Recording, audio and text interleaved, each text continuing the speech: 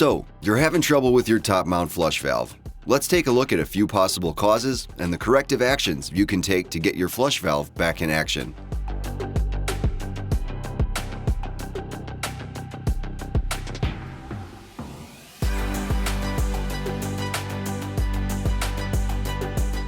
Problem 1. The flush valve doesn't flush. Press the manual override button. If nothing happens, but you hear the gears activate inside the valve body, you most likely have a water supply issue. First, make sure that your building's main water supply to the wall is turned on. Next, make sure that your control stop valve is open. Remove the stop valve cover with your Allen wrench. Using a flat blade screwdriver, open the valve by turning the screw counterclockwise. Press the manual override button to test flush the unit. If the unit still does not flush, we'll need to open the sensor assembly and take a look at the gears inside. Remove the top of the valve body by loosening the set screw on the side of the valve body with an Allen wrench. Turn the top slightly counterclockwise and gently lift straight up. Leave the cables connected. Be careful not to pull on the cable connection. Press the manual override button. If you can hear the motor actuate but the gears don't turn, please call ZERK customer care to get a new flush valve. Now that we've ruled out water supply issues, let's take a look at the sensor. If there are no lights present on the sensor at all, with or without a user in view, the batteries are most likely installed incorrectly or completely dead. Remove and install 4 new AA batteries as follows. Remove the top of the valve body by loosening the set screw on the side of the valve body with an Allen wrench. Turn the top slightly counterclockwise and gently lift straight up. Disconnect the cable connection. Open the battery box with a flat blade screwdriver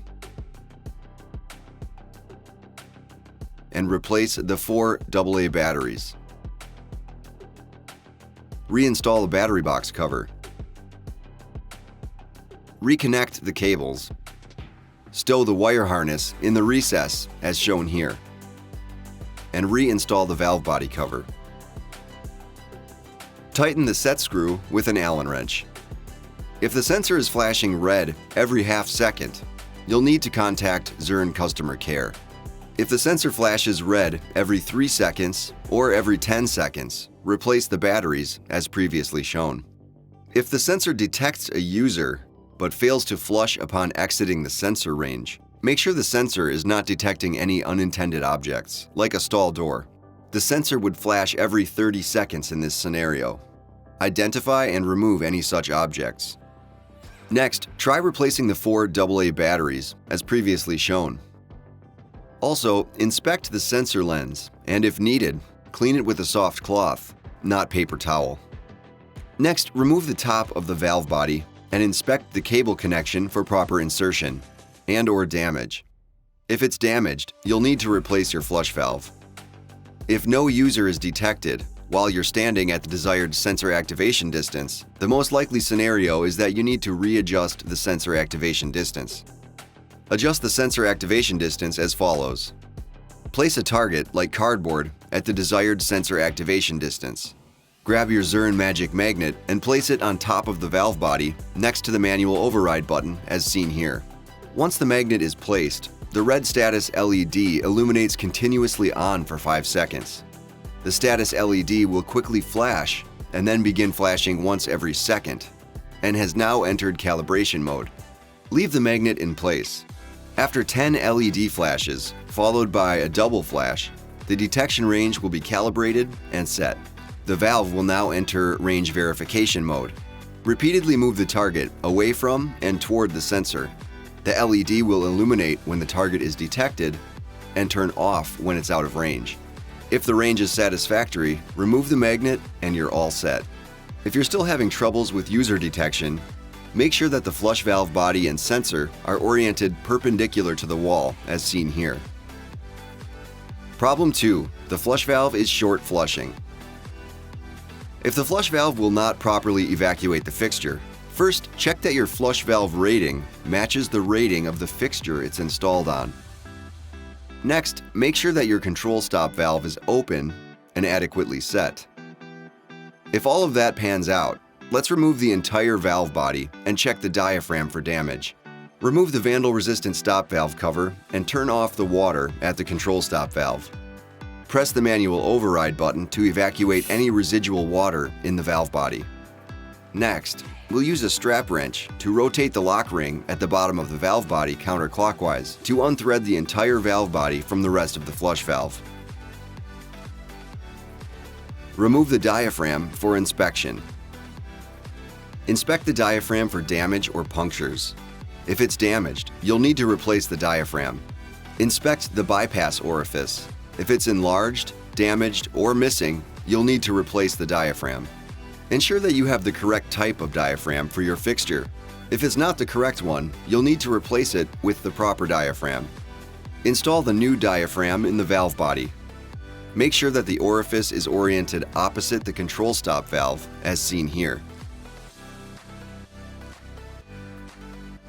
Thread the valve body back onto the flush valve. Make sure that the valve head, lock ring, and your strap wrench are clean and dry. Secure the lock ring with the strap wrench at least 1/3 of a turn past hand tight. Open the stop valve and test your flush valve.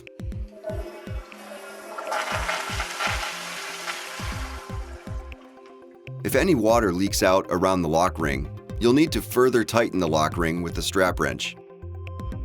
Problem 3. The valve is flushing too long or won't shut off. Turn off the water and remove the entire valve body as shown previously to access the diaphragm. Remove the diaphragm and inspect the bypass orifice for any blockage or debris. Clean the orifice as needed, being careful not to enlarge or damage the orifice. Reinstall the diaphragm and the valve body. Turn on the water and test the flush valve.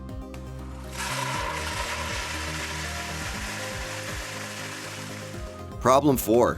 The flush is not considered quiet. First, let's make sure that the control stop valve is properly set for your situation. Remove the stop valve cover and turn the screw clockwise in small increments to turn down the water supply volume and test the flush valve. Keep in mind the flush valve's minimum requirements for operation. Next, try covering the bowl of the fixture to determine if it's the flush valve or the fixture that's causing the excessive noise. Cover the bowl opening and test the flush valve. If the cover eliminated the noise, it's the fixture causing the problem, and you'll need to contact the fixture manufacturer. Other possible sources of noise that should be addressed by the building engineer could be the absence of air chambers and shock arresters, loose pipes, improperly sized pipes, etc. Problem 5. Water leaking near the valve head. If water is leaking out of the valve body near the lock ring, try further tightening the lock ring with a strap wrench. Ensure that the lock ring and strap wrench are both clean and dry. Well, that just about does it. If you need further assistance, you can always reach out to ZERK's team of experts for support. And check out our huge library of other troubleshooting and installation videos on our YouTube channel.